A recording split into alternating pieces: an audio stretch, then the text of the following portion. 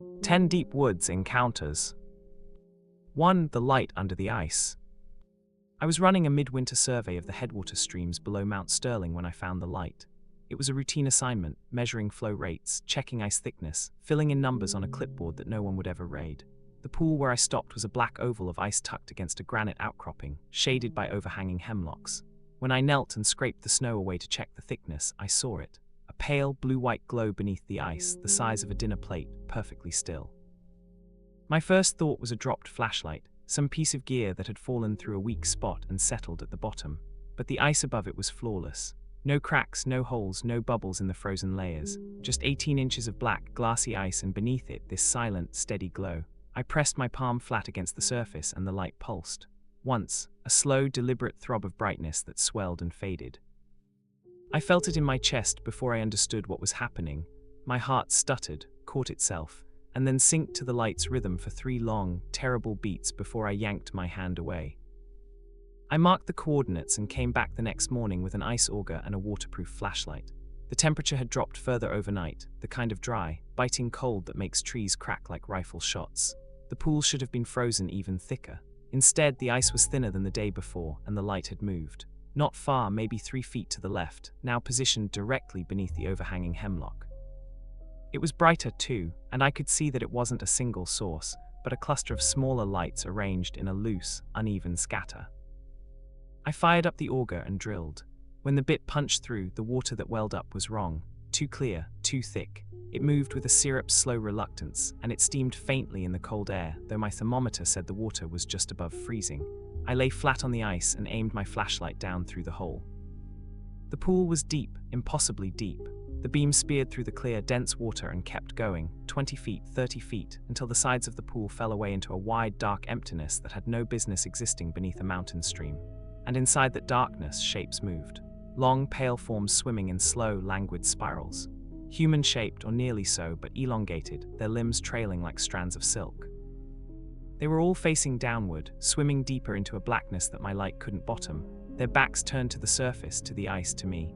They didn't acknowledge the beam. They didn't change course. They just circled slowly around the cluster of lights that hung in the water like a constellation turned under. One of them stopped, its head rotated, a slow, fluid motion that should have been impossible, and it looked up. Not at the flashlight, at me. I couldn't see eyes, couldn't see features, just the pale oval of a face turned in my direction. I felt its attention like a sudden drop in air pressure, a weight behind my sternum. My heart lurched again, trying to match a rhythm I could now feel thrumming up through the ice, a low, subsonic pulse that vibrated in my fillings. I stayed there too long, staring down through that hole. My watch stopped at 2:47 p.m. The battery was new, but the hands just froze in place. When I finally pulled myself away and hiked out, I discovered that nearly 3 hours had passed, though it felt like 20 minutes. My truck's engine was cold, the windshield filmed with frost, and on the driver's seat I found a small, smooth river stone that I had never seen before. It was warm. I threw it into the trees and drove home without looking back. Didn't file a report. I sealed the area with hazard tape and listed the stream as chemically contaminated. But every winter since, when the ice forms, I feel a pull, a hook behind my ribs that tugs me toward that drainage. Last February, I woke at 2 a.m. with my boots already laced, standing in my driveway, my car idling. I had no memory of getting dressed, no memory of grabbing my keys. I turned off the engine and went back inside, but I've kept the boots by the door ever since. I don't know what the swimmers are, or what they circle, or why they all face the deep. I don't know what the light is, or why it pulses with a heartbeat that my own body tries to follow. But when the winter nights are clear and cold, I sometimes drive to the trailhead and sit in the dark, listening to the silence. And in the stillness I can feel it, a faint, slow pulse in the ground beneath my feet, like something dreaming under the ice, waiting for me to come back and look down through the hole again. 2. The bell in the fire tower. The old Meadow Creek fire tower had been decommissioned for 30 years. A rusted skeleton of steel on a bare knob of granite where the wind never stopped blowing. Someone reported hearing a bell ringing from its direction on still nights, a single pure note that carried across the valleys and then faded into an echo that lasted a few seconds too long. I drew the short straw to investigate, and I hiked up the old fire road on a grey November afternoon with the taste of snow in the air. The cabin at the top had lost half its shingles. The windows stared blank across the valleys. The steel ladder groaned under my weight, each rung shedding flakes of rust that tinkled against the granite below. When I pulled myself through the trapdoor, the first thing I noticed was the moths. They covered the floor in a neat, even layer, thousands of them, wings the color of old newspaper. They were all dead, and they were all facing the same direction, toward the center of the room, where a brass bell hung from a hook that had once held a lantern. The bell was the size of my fist, tarnished green with age. No clapper, no rope, no mechanism, just a bell suspended in dead air. I approached it slowly, the moth husks crunching under my boots, and reached out to touch it. The metal was warm, not sun-warmed. The sun hadn't broken through the clouds all day, but body-warm, as if it had been clutched in someone's hand for hours. It vibrated under my fingers, a low, constant hum that I felt in my knuckles before I heard it with my ears. The hum had a rhythm, a resting heartbeat. I pulled my hand back, the humming stopped. The silence that followed was immediate and total. No wind, no creaking metal, no sound of my own breathing. Then the bell rang, a single, pure note that cut through the silence and hit me in the chest like a physical blow. My vision doubled. I saw the cabin as it was, derelict, empty, full of dead moths, and superimposed over it, the same cabin as it had been in another time.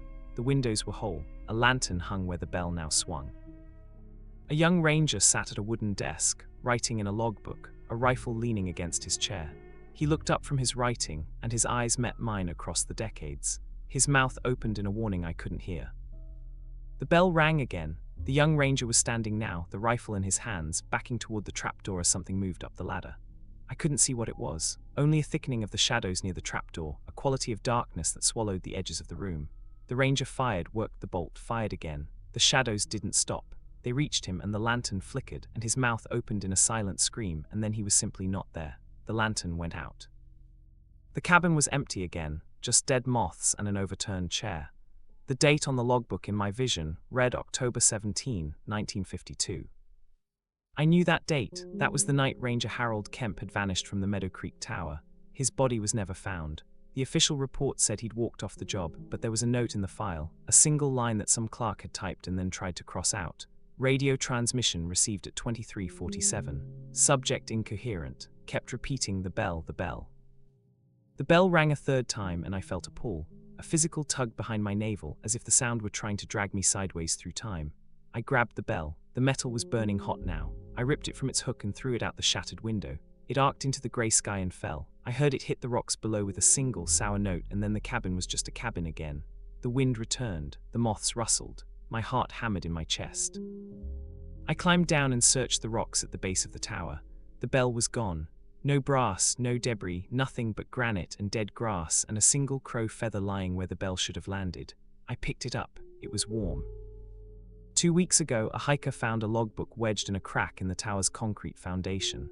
It was Harold Kemp. The final entry, dated October 17. 1952, read, "The bell rings for the one who hears it. If you're reading this, it's already too late. Don't touch the ladder. It knows your name now." The hiker turned it into the district office. They called me to ask if I knew anything about it. I said no. Last night, I woke at 3 a.m. to a sound from somewhere inside my house. A single pure note hanging in the air like a question. I searched every room. I found nothing. But this morning, there was a dead moth on my pillow, its wings the color of old newspaper, facing the closet door. 3. The wrong birds of Shining Rock. Shining Rock Wilderness is known for its quartz outcroppings and its deep, cathedral silence, the kind of quiet that makes your own heartbeat sound like an intrusion. I'd patrolled there for 4 years without incident, clearing blowdowns and checking backcountry permits, and I'd come to love that silence. So when it broke, I noticed. It started in early spring with a chittering, clicking chorus that rose from the rhododendron thickets at dusk. Almost bird-like, but not quite. The rhythm was too regular, the pitches too precise, like a recording of birdsong that had been digitally manipulated. It repeated in exact loops, never varying, never pausing. I hiked toward it one evening, following the sound up a drainage I'd never explored, a narrow draw choked with mountain laurel. The chittering grew louder, and I began to notice that it was keeping time with my footsteps. When I walked, it sped up. When I stopped, it stopped. When I spoke, just a muttered curse as a briar caught my sleeve, the chorus shifted, and for a moment I heard my own voice echoed back in 100 tiny, distorted fragments. I broke into a small clearing and found the source. The trees were full of birds I didn't recognize, starling-sized, but a washed-out gray that seemed to absorb the fading twilight rather than reflect it. Their eyes were black and too large for their skulls. They were all watching me. Hundreds of them perched in evenly spaced rows along the branches, heads turned in unison to track my movement. Not one flew, not one blinked. I stood still, the chittering continued, but now I could hear a pattern in it, a repetition of syllables that felt almost like language. My own name, spoken by 100 small, inhuman voices, all slightly out of sync. Tom Mitchell, Tom Mitchell, Tom Mitchell. It wasn't a threat, it was practice. I backed away slowly and they let me go. The next morning I found one of them dead on the hood of my truck. Its body was stiff, feathers already brittle and crumbling. I picked it up with a gloved hand, its head swiveled toward me. The beak opened and a voice, a perfect, tinny reproduction of my own voice, said, "Ranger Tom Mitchell, batch 4407, reporting from Shining Rock."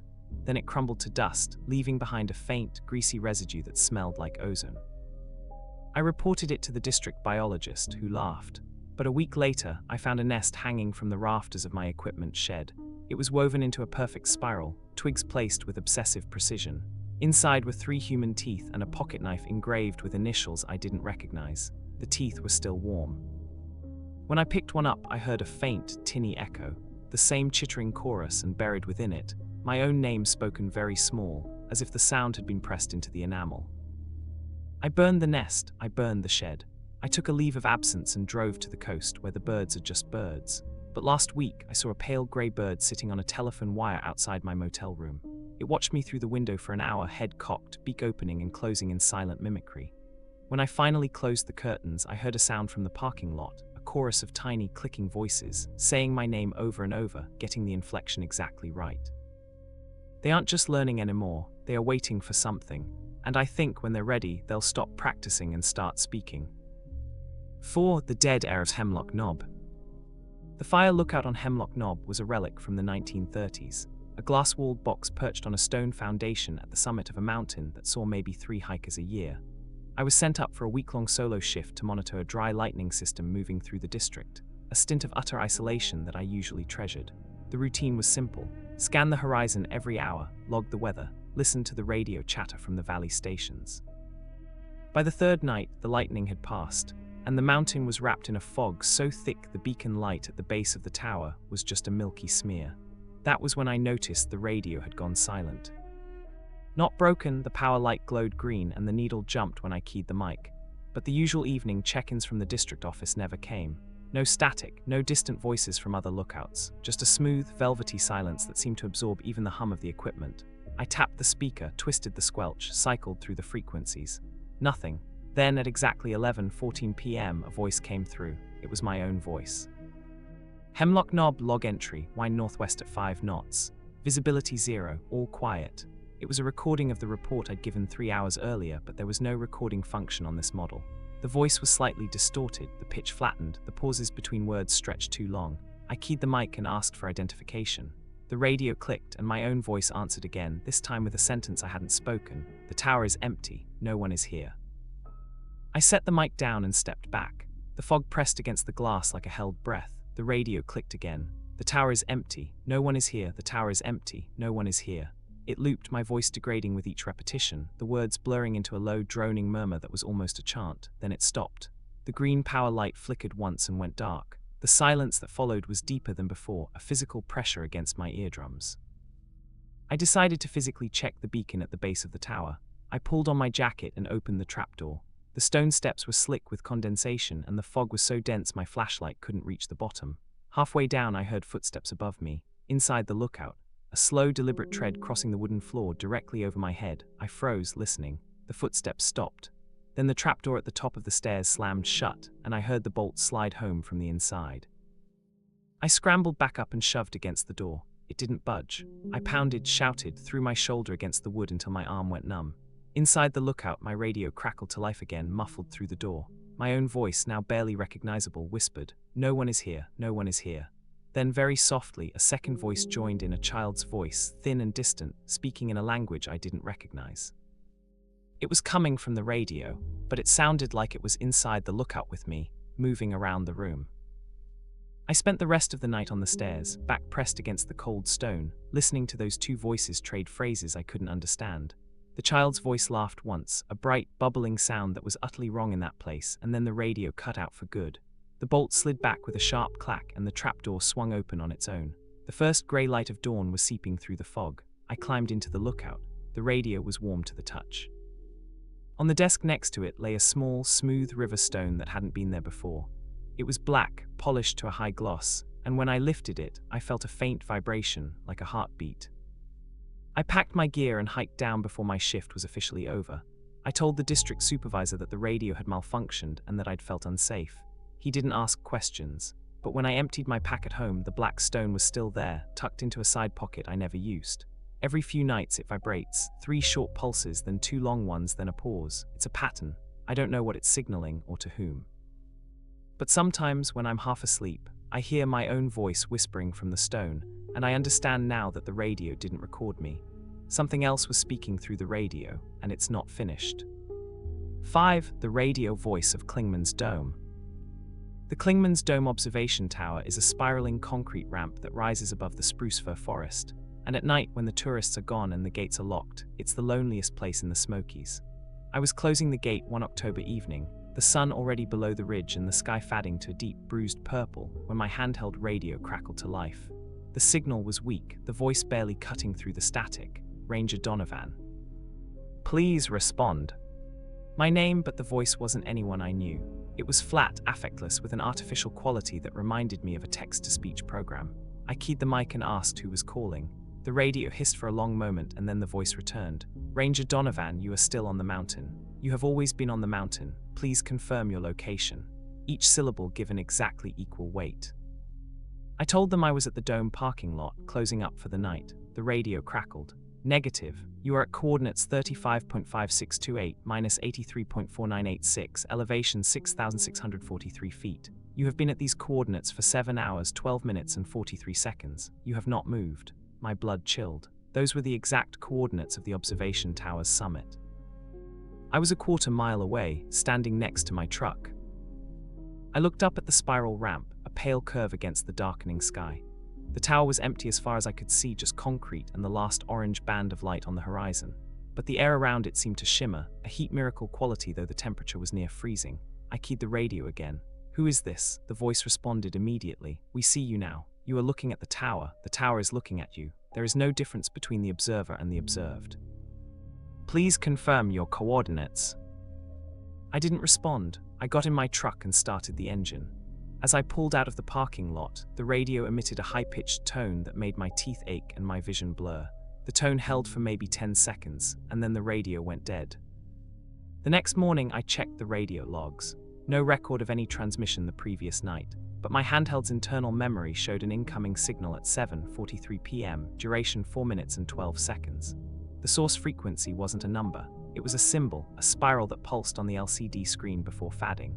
When the district tech opened the radio's casing, he found a small, smooth river stone inside, warm to the touch. It had a spiral carved into one side. When I pressed it to my ear, I could hear my own voice, very faint, repeating, I am still on the mountain. I am still on the mountain. I transferred to a desk job in Knoxville after that, but every now and then my office phone rings with no caller ID and a flat, affectless voice says, Ranger Donovan, you have moved. This is unexpected. Please return to your coordinates. I hang up, but I still have the stone. I keep it in a locked drawer, and some nights when I can't sleep, I hold it in my palm. It's always warm. And it always pulls, a gentle, insistent tug toward the east, toward the mountains, toward the tower where something is still waiting for me to confirm my location. 6. The spring that wasn't water.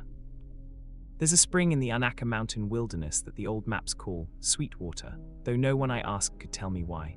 I found it during a drought survey in August, following a mapped stream that petered out into a trickle and then vanished entirely into a bed of dry stones. But at the source, a cleft in a limestone ledge half hidden by ferns, something was still flowing. It was clear, thicker than water, and it moved with a slow, syrupy deliberation, pooling in a natural basin before seeping into the parched ground. I dipped my finger in it. The liquid was warm, almost body temperature, and when I brought it to my nose it smelled faintly sweet, like honey mixed with something floral and slightly coppery. Against every ounce of my training I tasted it. The flavor was complex, an initial sweetness that gave way to a mineral depth, and beneath that something alive and warm that reminded me of tears. I spat it out, but I had already swallowed some. The taste lingered on my tongue for hours. That night I dreamed of a forest that was not the Unakas. The trees were pale and smooth, their bark like the skin of a mushroom, their branches ending in clusters of fine, moving filaments that waved in a breeze I couldn't feel. The ground was soft and yielding underfoot, and it breathed, rising and falling with a slow, patient rhythm. There were shapes in the trees, vertical forms that might have been trunks or might have been something else. I couldn't focus on them. They remained at the edge of my vision, still and waiting. The air was full of a soft, susurrating sound that was almost voices, almost words, but never quite resolved. I woke with a thirst I couldn't quench. Water tasted like ash. Coffee burned my throat. I craved the spring with a physical ache that felt like hunger and grief and homesickness all tangled together. I returned to Sweetwater 3 days later, telling myself I was taking proper samples, but I knew the truth. I wanted to drink.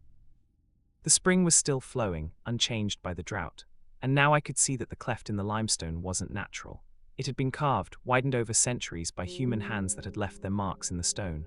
Around the basin, arranged in a careful circle, were small offerings: a clay bead, a bone needle, a human tooth worn smooth by age. The people who had known this spring had left pieces of themselves behind. I didn't drink again. I filled my sample jar with shaking hands and left, and the dreams stopped after 3 days of withdrawal that left me sweating and shaking and clawing at my sheets. The lab results came back inconclusive. The fluid contained organic compounds that the technician couldn't identify, a cellular structure that looked almost like cerebrospinal fluid, and trace amounts of human DNA from at least a dozen different individuals. I never filed the report. I buried the sample jar in my backyard under 2 feet of concrete. Last summer, during another drought, I drove past the Anaka trailhead and saw a family consulting a map, their water bottles empty. They were asking about springs. I almost stopped them. I almost told them about Sweetwater, about the dreams, about the thirst that never really goes away. But the craving rose up in me at the memory, a deep and desperate wanting that closed my throat. I understood that the spring was not done with me. Someday, when the drought is bad enough and my will is weak enough, I will go back and kneel at that limestone cleft and drink my fill. And I will dream of the pale forest again, and I will stay there. 7. The thaw at Laurel Fork. Climate change has brought strange things to the high country, but nothing prepared me for what melted out of the permafrost at Laurel Fork. The site was a north-facing slope that had held a patch of ancient ice for millennia, shaded by a sheer rock face that never saw the sun. When the record heat of 2023 finally thawed it, the melt released a smell, a thick, organic reek that carried for miles, drawing complaints from hikers and a mandatory investigation from my office. I hiked in with a small team, expecting a dead animal. What we found was a man. He was curled in the fetal position in a hollow of melting ice, his skin the color of old leather, his hair matted and long, his clothing made of hide sewn with sinew.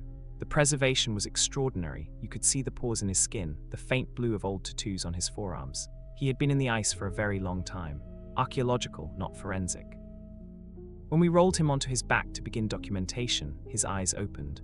They were blue and wet and alive, and they focused on me with an intelligence that stopped my heart cold. His mouth moved, the dried lips cracking, and a sound came out, a language I didn't recognize, guttural and clicking. Beneath that alien speech, I heard another voice, a whisper in English that bypassed my ears entirely. The cold kept us. You have let us out. The bargain is broken. Then his body began to thaw in earnest. The preservation collapsed in seconds, his flesh slurrying into a pink-gray liquid, his face losing its structure and sliding away. Within a minute, he was gone, just a stain on the ice and a smell that made 2 of my team members vomit into the ferns. Before he melted, I saw something in the ice behind where he had lain. Shapes, dozens of them, perhaps more, pressed into the deeper layers of the frozen ground. They might have been bodies. They might have been something else. The ice was cloudy, the forms indistinct. The state archaeologist cordoned off the site, but the ice continued to melt over the following days, and I checked the site 3 more times against orders. I began to hear things, or imagine I heard things. A faint, collective breathing that stirred the pine needles on the slope, a rhythm of exhalation in the quiet hours before dawn. 3 weeks later, I was reassigned to a different district. No explanation, just a transfer order, but I've been following the news. There have been disappearances near that slope. 2 hikers in June, a hunter in September.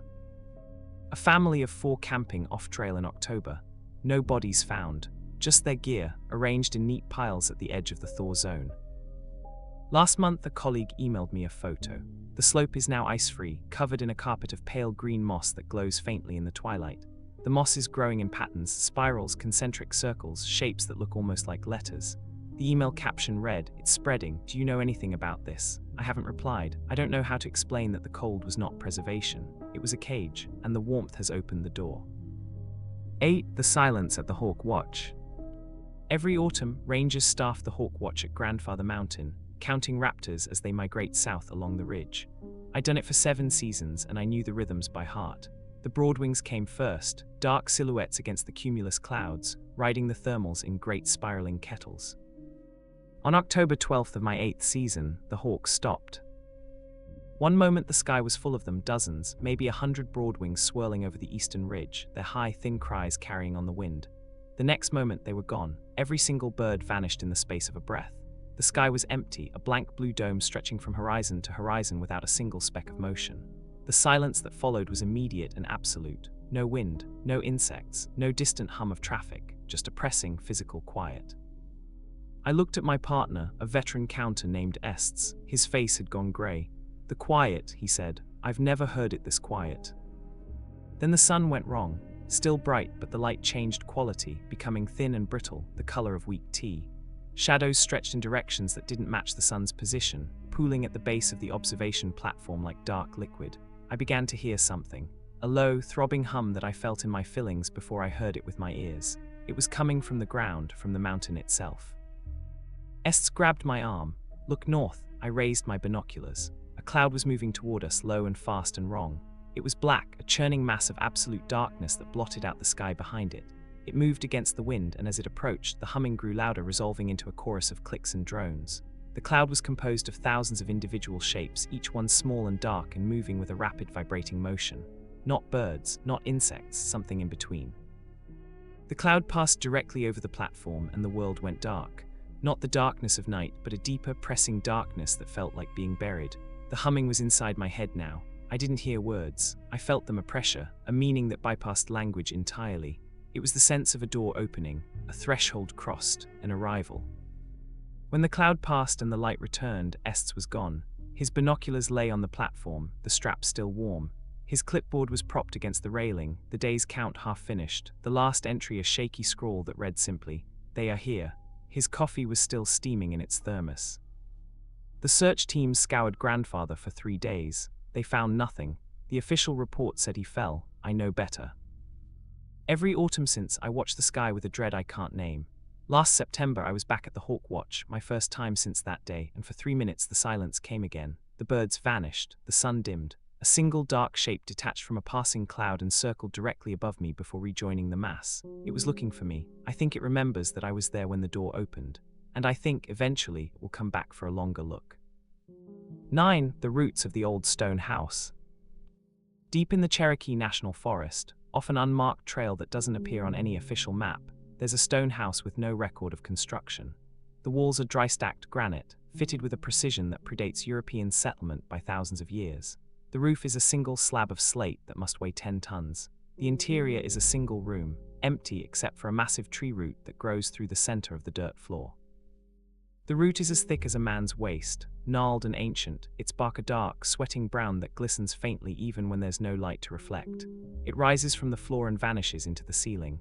If you stand still and let your eyes adjust, you can see it pulsing. Not with sap, with something slower, deeper, a rhythm that matches a resting heartbeat. I found the house during a boundary survey, bushwhacking through old-growth hemlock. The structure was half hidden by kudzu, but the moment I saw those granite walls, I felt a pull, a curiosity so sharp it felt like hunger. I pushed through the vines and stepped inside. The air was still and cold, colder than the October afternoon outside, and it smelled of wet earth and something older. I touched the root. The bark was warm, yielding slightly under my fingers like living skin. I jerked my hand back and the root moved, a slow, muscular contraction that rippled up its length and into the ceiling. Dust sifted down from the stone joints, and I heard a sound from beneath the floor, a long, grinding exhale. I should have left. I stayed. I knelt beside the root and saw that the dirt around its base was freshly disturbed. I brushed the soil away with my fingers and found a hand, human, fresh, the skin still pink, the fingers curled loosely. I dug faster and uncovered an arm, a shoulder, a face. A young man, maybe 20, dressed in modern hiking clothes. His eyes were closed, his expression peaceful.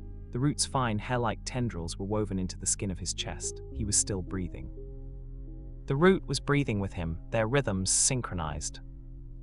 I radioed for an evacuation team. When they arrived 2 hours later, the body was gone. The dirt floor was smooth and undisturbed. The root was inert, just an old tree root. My testimony was dismissed as a stress-induced hallucination. But I've been back since, alone. Each time I press my hand against that warm, pulsing bark, and I feel the slow, deep rhythm flowing up from the darkness below. If I stand very still, I can hear voices in the rhythm, dozens of them, murmuring just below the threshold of understanding. The young man is down there, and others, many others. The root is not growing through the house. The house was built around the root, centuries ago, by people who understood what they were building over. And whatever is down, there has been waiting for a very long time. 10. The last night at the station. My final posting before I left the service was a decommissioned ranger station on the edge of the Joyce-Kilmer wilderness, a squat concrete block scheduled for demolition. My only job was to clear out the remaining equipment and lock the doors for the last time. I arrived at dusk on a Friday in November, the sky low and heavy with the threat of snow. The front office had been stripped years ago, but in the back room, behind a door that stuck, I found the radio. It was an old model, vacuum tube era, built into a steel cabinet that must have weighed 300 pounds. It shouldn't have been working, the power lines had been cut years ago. But when I brushed the dust off the console, the dials glowed a faint amber, and a low, warm hum filled the room. I sat down in the operator's chair and put on the headphones. At first only static, then very faintly a voice. A woman's voice, strained with exhaustion and something else. Hope, is anyone there, please? Is anyone listening? My name is Elena Vance. I'm at the lookout on Hornob. The door is stuck. The window is stuck. I can't get out. Please, can you send someone? The fire is coming.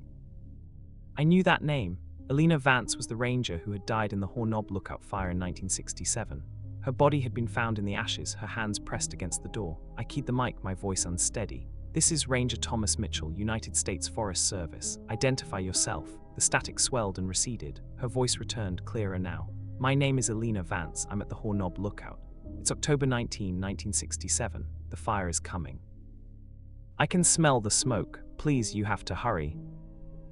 I sat in that silent station, listening to a voice from a year when I wasn't yet born, and through the headphones I heard it, the crackle of flames, the roar of a wildfire eating its way up a dry slope, the sound of a woman pounding on a metal door, her voice screaming. The radio went dead, the dials went dark. I sat in the silence for a long time, my hands shaking. Then I got up, walked to the back door and looked out at the dark forest. There was no fire, no smoke, only the cold November night and the distant silhouette of Hornob against the clouds. The lookout wasn't there, it had been gone for 50 years, but I could feel it. A ghost of a tower on a ghost of a mountain, still burning, still broadcasting. I cleared out the station the next morning and locked the doors. The demolition crew raised the building a week later. I kept the headphones. They sit on my nightstand now, their cracked ear cushions still smelling faintly of dust and electricity. And sometimes late at night, when the wind blows from the west, I put them on. I listen to the static and I hear her, Elena Vance, still calling, still waiting, still trapped in a fire that never stops burning on a frequency that never stops transmitting. She asks if anyone is there. She begs not to die alone. I've never answered her again, but I can't bring myself to stop listening.